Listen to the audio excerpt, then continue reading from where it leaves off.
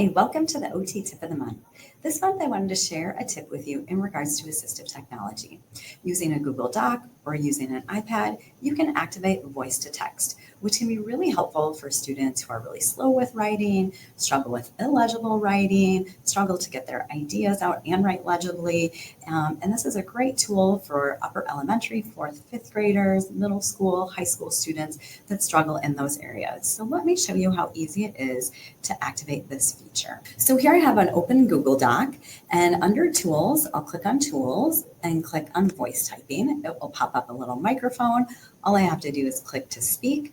I want to make sure I'm using a clear, a little bit slower voice so it picks up on my voice. And then you also have to say the punctuation. So for example, hi, comma, my name is Heather Schmidt, period.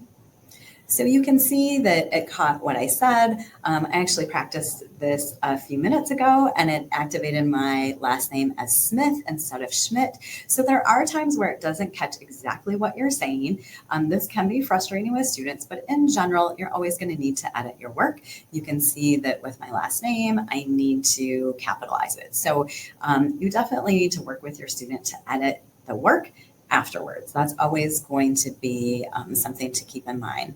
If you're using an iPad, this is what the keyboard looks like. It has a microphone right here. So you don't have to press anything. All you have to do is click on the microphone, same procedure, and you can be able to use that actually not just in a Google Doc on an iPad. If you're searching the internet or something like that, you can do that as well.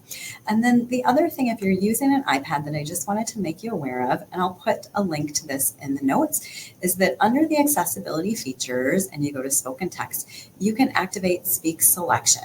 So if I had that feature activated, I would highlight this, double click on it, and then it'll have, copy paste. One of the options will be speak, and then it will speak the information back to the student. So that's a good way for them to be able to check their work and be able to see if they can catch any errors that have happened. So if you have any questions about using this with your students, please reach out to your occupational therapy practitioner at your school. They're well versed in using speech to text as an option to support students.